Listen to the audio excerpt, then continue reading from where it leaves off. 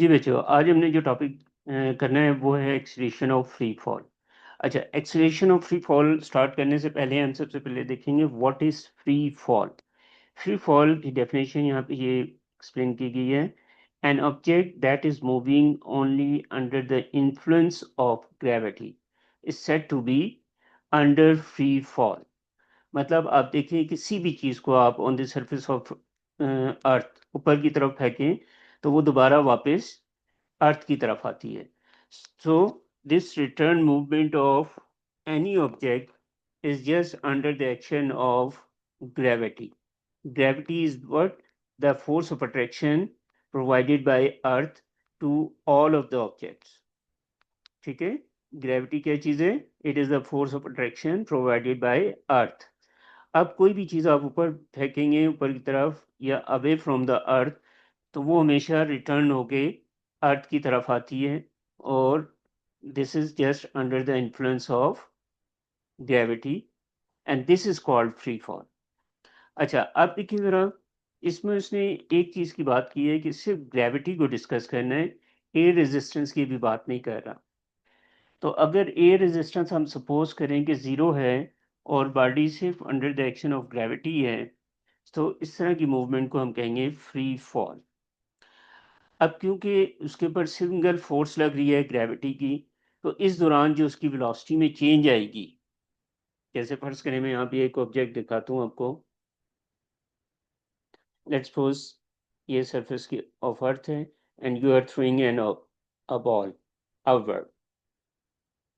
After some time it cover a distance or certain height and then come back towards ground। अब ये जो नीचे की तरफ आ रहा है इसके ऊपर जो फोर्स लग रही है वो कौन सी फोर्स है? ग्रेविटी की। ग्रेविटी मतलब gravitational pull of the earth.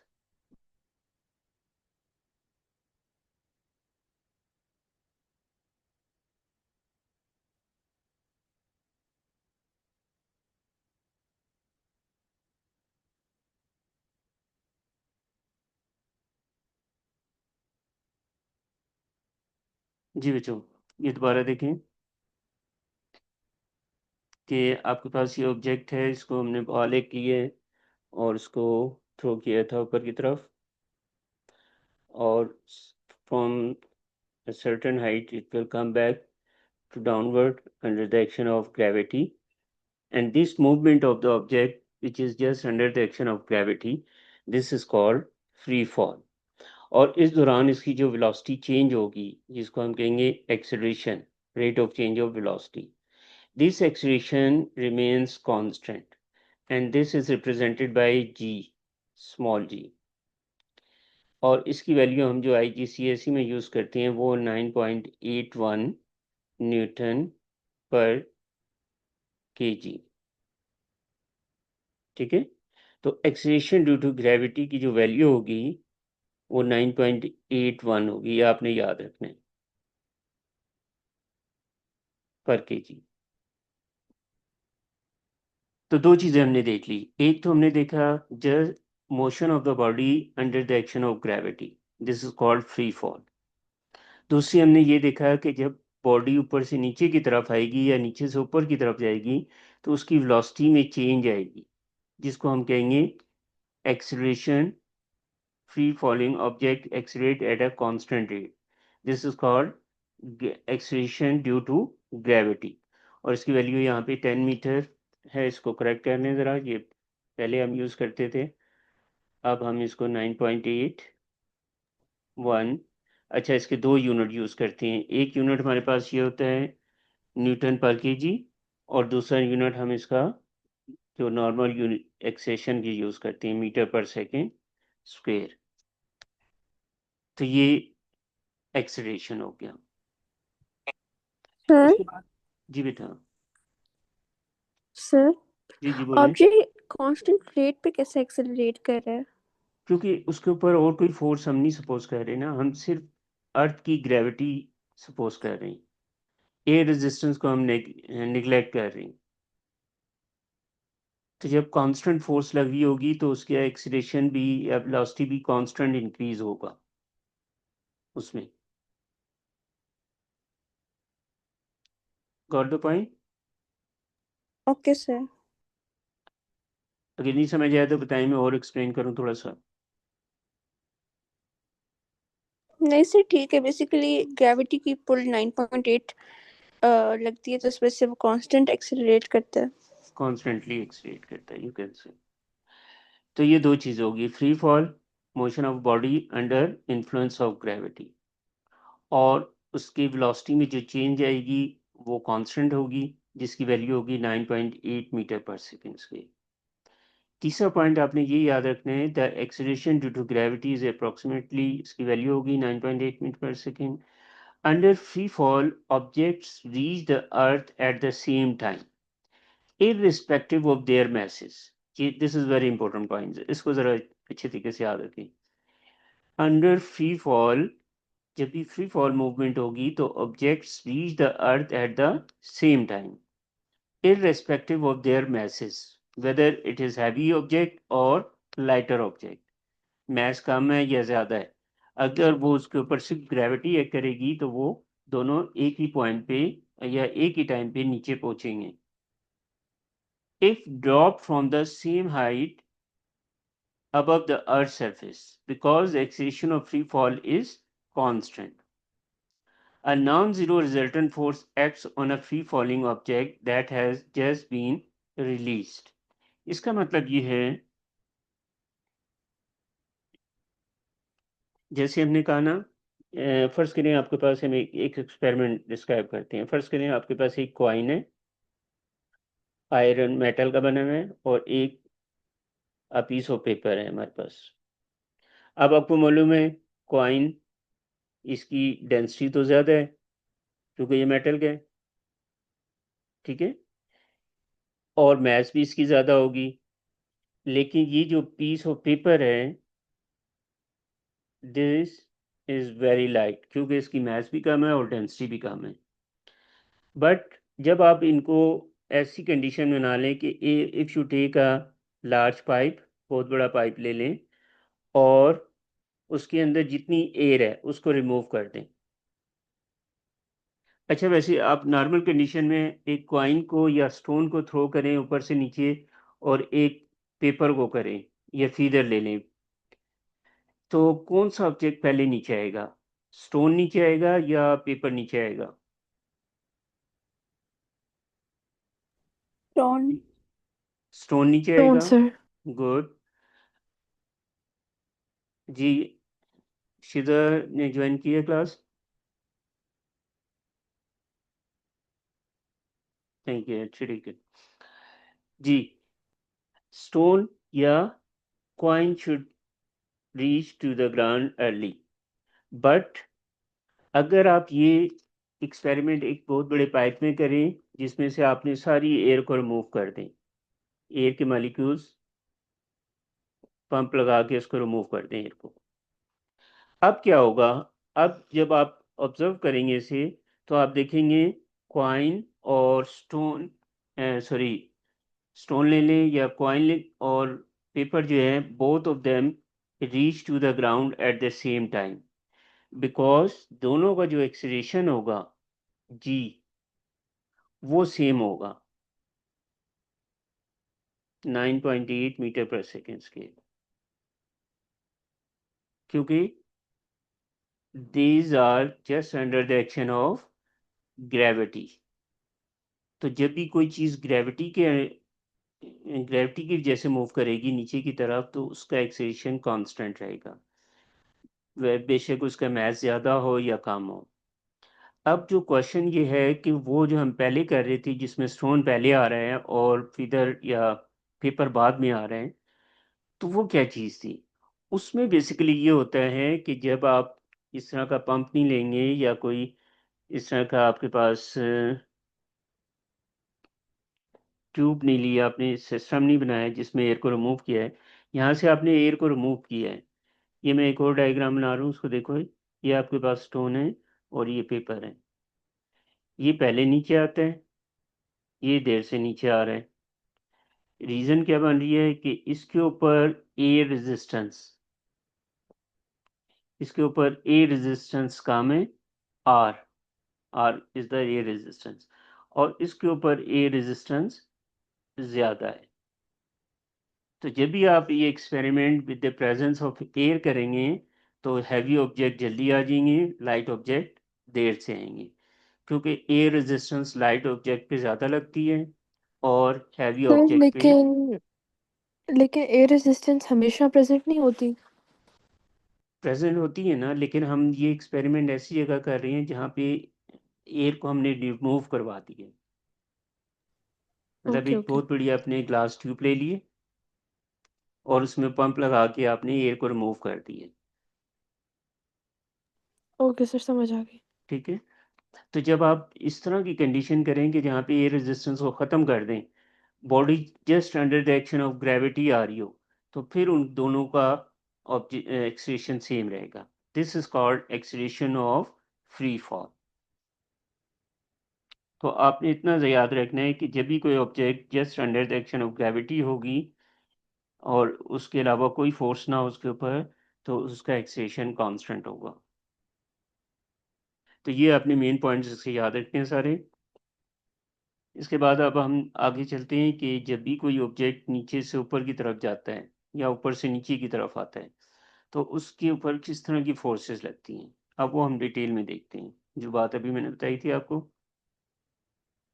Ji, following objects are affected by two types of forces.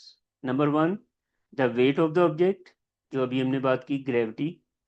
This is a force acting downward caused by the object's mass being pulled by the earth's gravitational field।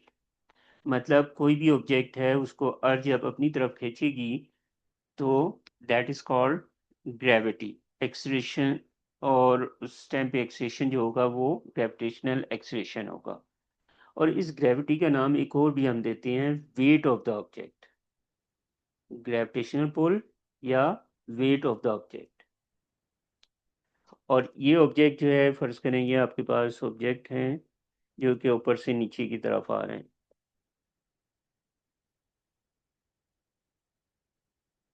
Ball is moving downward, its weight will always acting downward. Weight हमेशा नीचे की तरफ act करता है। और इसके opposite जो है हमारे पास क्या चीज़ें हैं, दूसरी फोर्स कौन सी एक्ट करेगी, air resistance. This is the frictional force acting in the opposite direction to the movement of object. Object के हमेशा अपोजिट डायरेक्शन में एक फोर्स लगेगी मोशन के, उसे कहेंगे एयर रेजिस्टेंस, आर से रिप्रेजेंट कर देते हैं। अब देखिए, जो बॉडी की मूवमेंट ऊपर से नीचे की तरफ है उसको जरा अब हम स्टेप्स में देखते हैं। स्टार्ट में क्या होगा, बीच में क्या होगा, लास्ट में किस तरह से पहुंचेगी उसकी movement.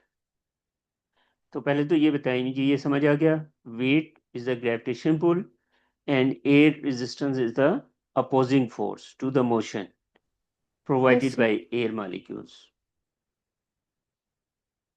The act of falling of object can be categorized into three stages before it hits the ground.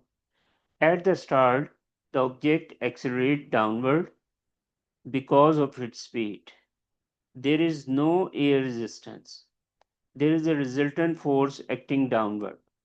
इसका मतलब यह है कि जब भी कोई चीज़ ऊपर से नीचे की तरफ आती है तो शुरू में उसका वेट डाउनवर्ड एक्ट करेगा और एयर रेजिस्टेंस अभी एक्ट नहीं करेगी, क्योंकि एयर रेजिस्टेंस उस वक्त प्रोड्यूस होती है जब बॉडी मूव करती है। तो आपने ये भी याद रखना है कि air resistance will increase with the increase in speed. Body की स्पीड जितनी ज़्यादा होगी उतनी ज़्यादा एयर रेजिस्टेंस होगी। तो शुरू में तो स्पीड ज़ीरो होती है, मतलब रेस्ट में है तो बॉल, तो इसलिए यहाँ पे शुरू में एयर रेजिस्टेंस ज़ीरो होगी। लेकिन जैसे जैसे वो नीचे आता जाएगा स्पीड अप होता जाएगा, और जैसे ही स्पीड अप होगा तो एयर रेजिस्टेंस भी इंक्रीज होगी। पहले एयर रेजिस्टेंस ज़ीरो थी, फिर 1 2 3 4 इस तरह से बढ़ेगी, क्योंकि हमने ये पढ़ा है कि air resistance is directly proportional to speed of the body. दूसरे स्टेप में क्या आता है, ये चीज़ बता रहे हैं वो, as it gains speed the object speed stays the same.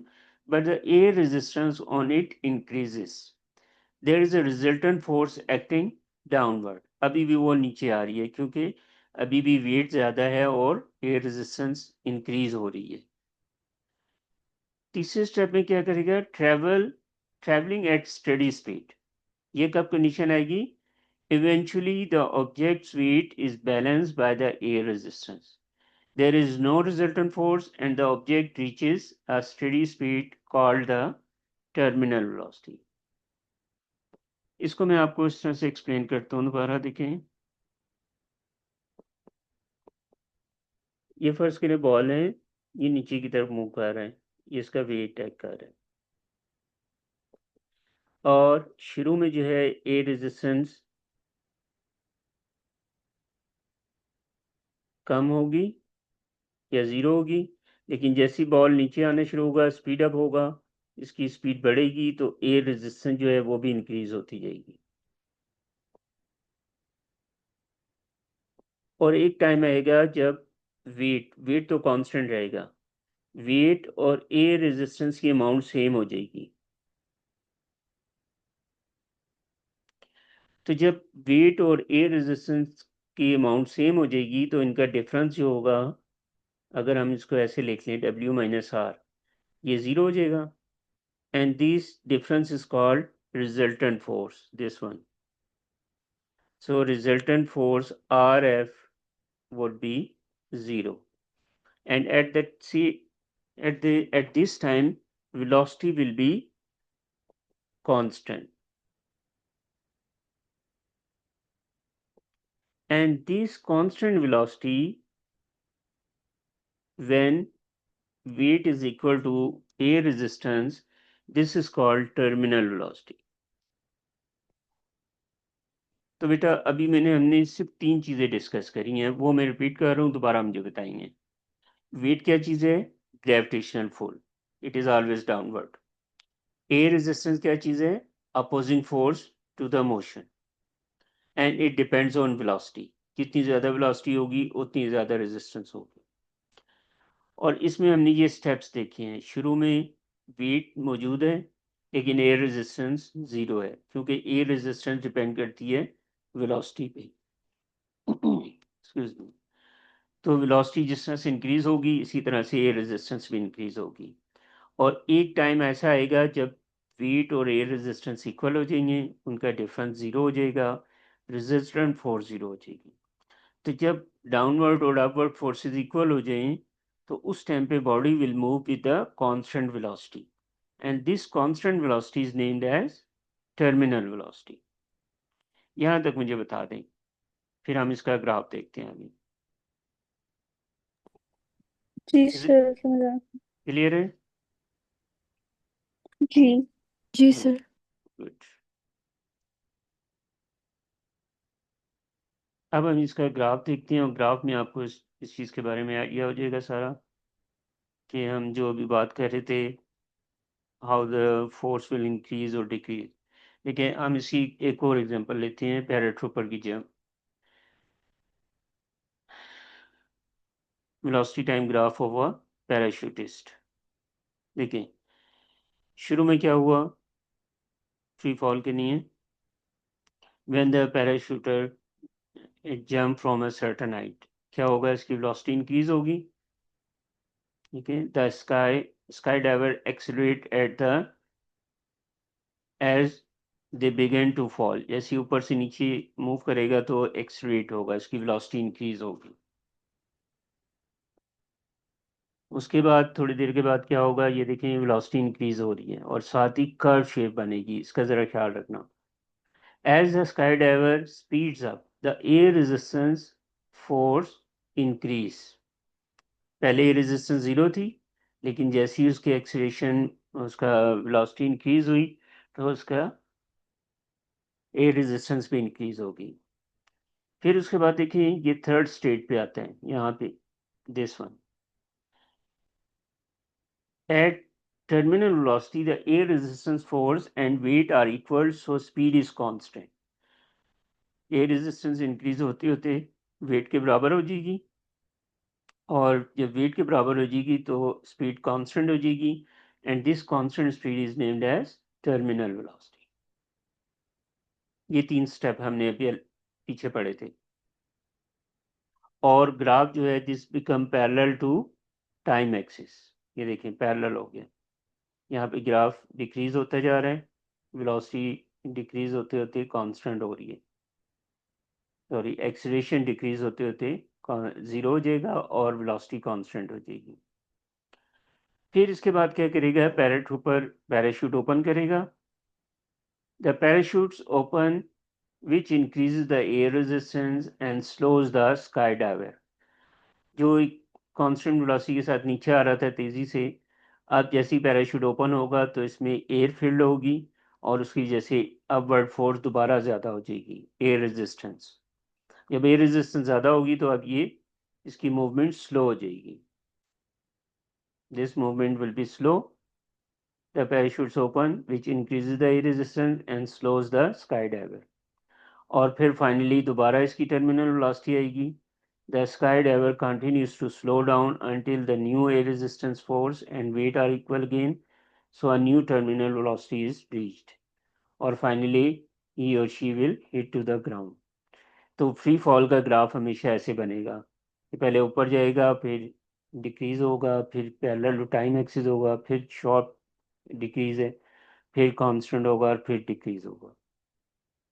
So this is the velocity time graph of a parachutist. ये देखें यहाँ पे भी यही चीज़ दिखाई है।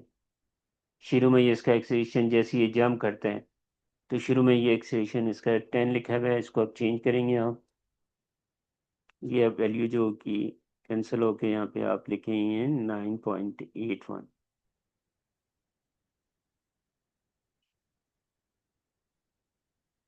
और फिर ये एक्सेलेरेशन कम होता जाएगा और यहाँ पे कांस्टेंट, यहाँ पे 0 हो जाएगा। ये जो आपको पोर्शन नज़र आ रहा है, दिस वन, यहाँ पे क्या काम हो रहा है, यहाँ पे ये वेलोसिटी कौन सी आ रही है, टर्मिनल वेलोसिटी। और टर्मिनल वेलोसिटी क्या होती है, कांस्टेंट होती है। जब वेलोसिटी कांस्टेंट हो जाएगी तो एक्सेलेरेशन यहाँ पे क्या होगा, 0। और साथ ही रिजल्टेंट फोर्स कितनी हो जाएगी, वो भी 0 होगी। रिजल्टेंट फोर्स क्या थी, wait minus air resistance. So at terminal velocity this difference would be 0। ये आपने याद रखते हैं कि टर्मिनल वेलोसिटी जब भी आ जाएगी उस टाइम पे वेलोसिटी कांस्टेंट होगी, एक्सेलरेशन 0 हो जाएगा और रिजल्टेंट फोर्स भी 0 हो जाएगा। यहाँ तक मुझे बता दें। इज इट क्लियर बेटा? Yes sir. ओके, अच्छा इसको एक और तरह से भी ग्राफ को एक्सप्लेन किया मैंने। ये देखें, ये आपके पास टाइम एक्सिस है, ये आपके पास वेलोसिटी एक्सिस है। यहाँ से आप देखें ये वेलोसिटी शुरू में ग्रेडियंट इसका डिक्रीज होता जाएगा, मतलब एक्सीलरेशन, वेलोसिटी तो इंक्रीज हो रही है लेकिन वेलोसिटी में जो चेंज है वो डिक्रीज हो रही है। ये एक्सीलरेटिंग हो रहा है, होते होते यहाँ पे एक्सीलरेशन 0 हो जाएगा। Here is constant speed. Constant speed का मतलब टर्मिनल वेलोसिटी। फिर पैराशूट ओपन होगा, पैराशूट ओपन होने से क्या होगा, एकदम से एयर रेजिस्टेंस ज़्यादा होगी, स्पीड डिक्रीज होगी। देखें ये स्पीड है, वेलोसिटी है, तो दिस विल डिक्रीज। और फिर उसके बाद दोबारा टर्मिनल वेलोसिटी मिलेगी, तो 2 टर्मिनल वेलोसिटीज आएंगी पैराशूटिस्ट की मूवमेंट में। अच्छा, अब हमने जो एयर रेजिस्टेंस की बात करी थी उसके लिए भी एक ग्राफ मैंने बनाया हुआ है, देखें डायग्राम। शुरू में क्या है, इसका वेट है W=mg, ब्लू एरो शो कर रहा है। शुरू में जैसे ही ऊपर से नीचे आएगा तो यहाँ पे तो अभी स्टार्ट में ये रेड एरो देखें 0 है यहाँ पे, मतलब ड्रैग फोर्स या रेजिस्टेंस, एयर रेजिस्टेंस 0 है यहाँ। लेकिन जैसे ये वो स्पीड अप होगा एयर रेजिस्टेंस भी इंक्रीज होगी, क्योंकि air resistance is directly proportional to velocity, or at a certain time the air resistance or drag force equal to weight, and that at that time resultant force would be 0, acceleration would be 0 and velocity will be constant। तो ये 3 points आपने याद रखने हैं। Terminal velocity पे acceleration 0 हो जाएगा, velocity constant होगी और रिजल्टेंट फोर्स 0 होगी। ये देखिए यहाँ पे मेंशन कर दिया, body release from rest, forces on body during acceleration and forces on body at terminal velocity. जी बच्चों मुझे बताओ, ये चीज क्लियर है आपको? सर ये पॉइंट क्लियर हो गया है? सर जब एक्सेलरेशन 0 है तो वेलोसिटी कांस्टेंट कैसे होगी? लाइक क्योंकि वेलोसिटी तो चेंज ऑफ एक्सेलरेशन ही होता। बच्चे देखो, वेलोसिटी एक्सीलरेशन बेसिकली क्या है? Change in velocity. एक्सीलरेशन क्या चीज है? Change in velocity. जब वेलोसिटी में चेंज आएगी उसको हम कहते हैं एक्सेलरेशन। लेकिन यहाँ पे जब टर्मिनल वेलोसिटी आ जाती है तो टर्मिनल वेलोसिटी का मतलब क्या होता है? एयर रेजिस्टेंस 0 होगी है, रिजल्टेंट फोर्स 0 होगी है। जब कांस्टेंट वेलोसिटी है तो चेंज इन वेलोसिटी 0 होगी, इसका मतलब है एक्सेलरेशन 0 हो गया। इसको मैं एक और ट्रैक बना के आपको समझाता हूँ, जरा देखें।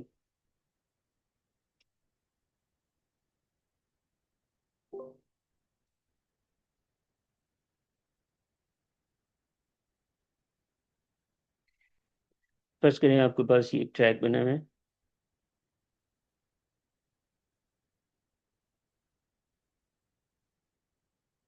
आपके पास शुरू में इसकी स्पीड हम ले लेते हैं, 0 से स्टार्ट करते हैं, फिर हो जाती है 10 मीटर पर सेकेंड,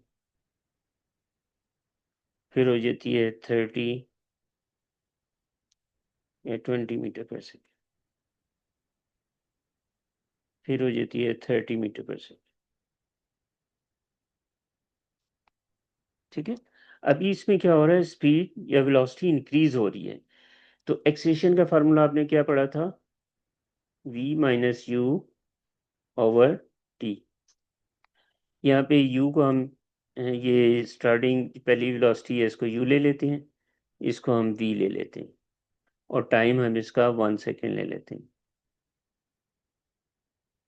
तो 0 से 10 में कितनी चेंज आई एक्सेलरेशन की? 10 - 0 और 1, 10 मीटर पर सेकेंड स्क्वेयर। फिर हम जी सर। 10 से 20 में चेंज देखते हैं, अब कितनी चेंज आ रही है? यही फार्मूला लगाएं, 20 - 10 ओवर 1। अब कितनी चेंज आ गई फिर? 10 मीटर पर सेकेंड की। फिर हम 20 से 30 में चेंज देखते हैं, अब ये u हो जाएगा और ये v हो जाएगी, तो फिर फार्मूला लगाएं, 30 - 20 ओवर 1, 10। अब आप देखें, वेलोसिटी तो इंक्रीज हो रही है, 0 से 10 हुई, 20 हुई, 30 हुई, लेकिन ये कांस्टेंट इंक्रीज है। तो एक्सीलरेशन कितना आ रहा है हर एक में? कांस्टेंट आ रहा है ना? जी लेकिन अगर मैं आपको ऐसे कहूं कि body is moving with 10 metre पर second in first second, second में भी फिर 10 मीटर पर सेकेंड कवर की है, जिस स्पीड इसकी अभी ये भी है, थर्ड में भी इसी स्पीड से जा रही है। तो अब अगर मैं इसके चेंज निकालूंगा तो चेंज कितना होगा इसका, बताएगा कोई मुझे? 10 सर - 0। 10, 10 - 10 0 हो गया ओवर 1। इसी का चेंज ये भी कितना होगा? 0। जी ऐसी है ना? अब देखें, एक्सीलरेशन का जरा कॉन्सेप्ट अच्छे तरीके से अपने माइंड में रख लो बेटा, कि एक्सीलरेशन क्या है? Change in velocity. जिस तरह से वेलोसिटी इंक्रीज हो रही है या डिक्रीज हो रही है, अगर वेलोसिटी इंक्रीज हो रही है और उसमें चेंज आ रहा है तो उसको हम कहते हैं एक्सीलरेशन। और इसी तरह से जब आप ब्रेक लगाती हैं और वेलोसिटी डिक्रीज होती है उसको बोलती है डीसेलरेशन। तो वेलोसिटी में जो चेंज है वो पॉजिटिव भी हो सकती है, नेगेटिव भी हो सकती है। लेकिन अगर वेलोसिटी में चेंज नहीं आ रही, कांस्टेंट स्पीड से जा रही है, तो इसका मतलब क्या होगा? Acceleration is 0। अब पॉइंट समझ आ गया आपको? सर एक दफा दोबारा रिपीट कर देंगे? जी मैं दोबारा कर देता हूँ। देखो एक्सेलेरेशन क्या है, change in velocity, final velocity minus initial velocity over time. यहाँ पे हम देखें वेलोसिटी इंक्रीज करके मैंने दिखाया 0 10 20 30, इनमें चेंज कितनी आ रही है 10 माइनस 0, पहली चेंज 10 की आई। फिर इसमें और इसमें 10 और 20 में कितनी चेंज आई, दिस वन। 10। फिर 20 और 30 में कितनी चेंज आई 10। इसमें भी 10। मतलब इसमें कांस्टेंट एक्सीलरेशन है क्योंकि वेलोसिटी इंक्रीज हो रही है इक्वली। लेकिन अगर वेलोसिटी इंक्रीज नहीं हो रही, कांस्टेंट जा रही है, तो अगर हम इसका चेंज निकालते हैं इन दोनों का, तो ये क्या होगा 10 माइनस 10 और 1 0। फिर इसका और इसका चेंज निकालेंगे तो फिर एक्सेलेरेशन 0। तो जब भी वेलोसिटी